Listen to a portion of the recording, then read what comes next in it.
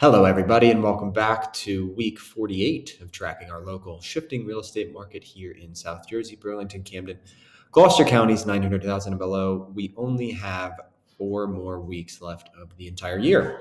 So we got a lot of stuff going on that we're going to have to go through in this last month to just try and figure out what is the springboarding effect of 2024 going to be.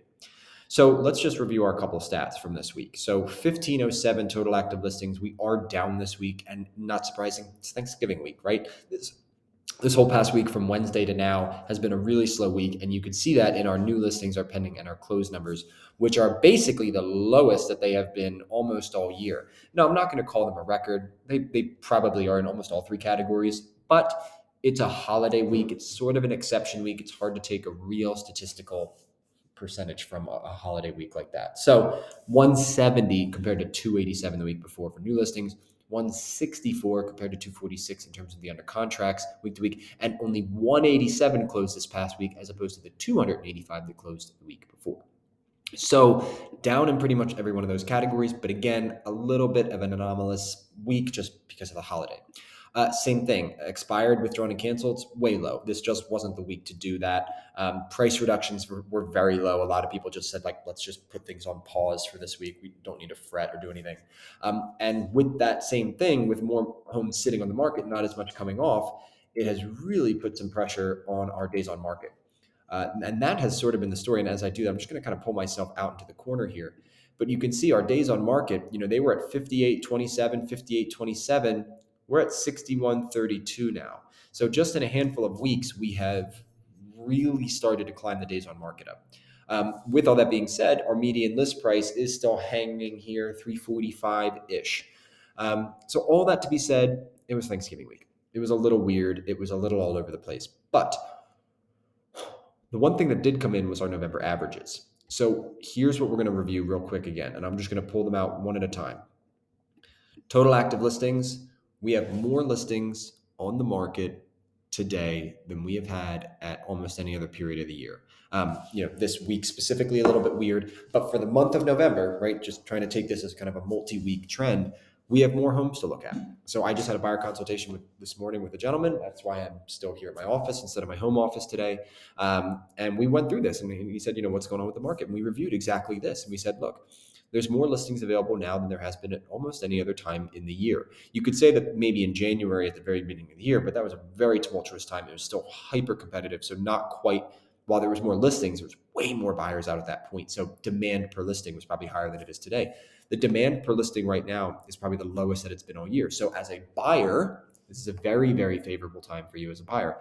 As a seller, again, just understand that you're entering a market where you have passed the peak a little bit of being the only game in town.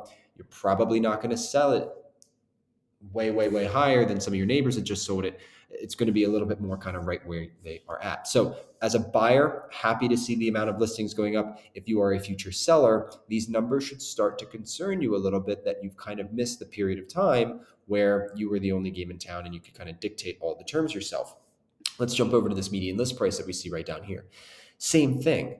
We had that run up in the beginning of the year. Same thing we kind of saw in the reverse of the prices, right? So our prices have gone up as our listings came down big first half of the year. But then this second half of the year, we've had a really steady pricing scenario. So the two things as a buyer that you're concerned about are rising interest rates and rising prices, right? These are the two things that factor together that mean the house could be more expensive for you to purchase. Well, what's been nice is we've had fairly stable interest rates for the past kind of 2, 3, 4 months here. And our prices have been very steady for the past 4, 5, almost 6 months at this point. So as a buyer, again, more inventory on, less buyers per listing. The prices have been remained really stable, and the interest rates have maintained really stable and actually dropped just a bit here over the past 2 weeks or something like that. So again, all of this is leaning me towards this buyer favorable market, and I'm happy to see all of that. Now the last thing to go over here real quick is the price reductions chart. And this was another one we saw as a correlation. Oops, sorry, let me just zoom back over as I drag this all over.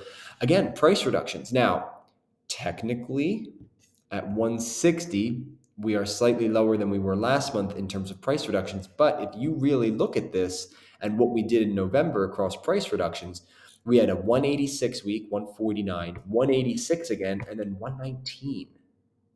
So this 119 You're right. Thanksgiving week, we did not reduce a lot of the current listings on market. But if this wasn't Thanksgiving and this was just another week in the line here, this number probably would have been a lot higher. Probably would have been back up between 150 to 180, and that would have shot our November price reductions up higher than this 161 mark. So I'm reading this trend line that actually the price reductions for November should be higher than October, which would increase this trend line. So again, buyers, if you're looking to get under contract, here's how this changes your search of it.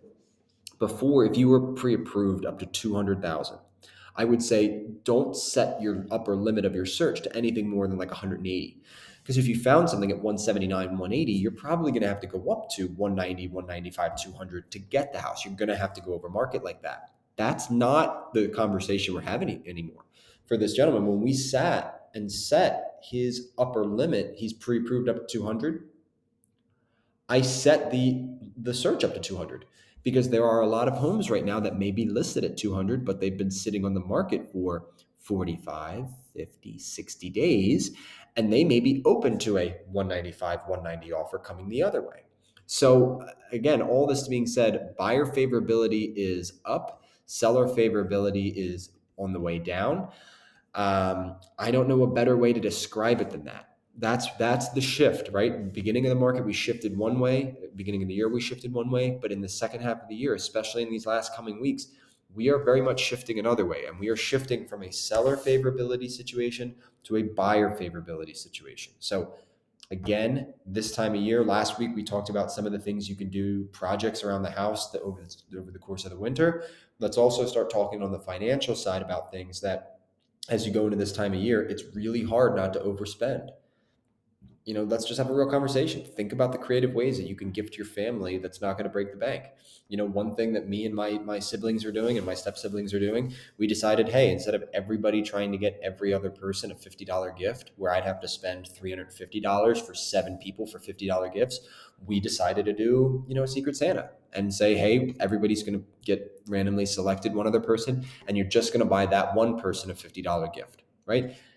Look, is it for everybody? No, but it's a way that made all of us really happy because if you're feeling like pennies are being pinched a little bit this time of year, I'm sure there's a lot of other people that are feeling the same way. So coming up with some of these slightly more non-traditional gifting methods might be a way to make everybody happy and not have to spend as much money in the process. And you can use that to pay down some of that credit card debt, put it into savings, right? That you'll be ready as the spring rolls out. And as we come into the early part of next year, you'll be a little bit more set up to feel you have that cushion financially. I'm not going to go into anything crazy this week. I really want to kick us off and get into December here and start tracking these last couple weeks of the year. Thank you very much. If anybody has any questions on today's information, you all know where to find me. But otherwise, have a good day.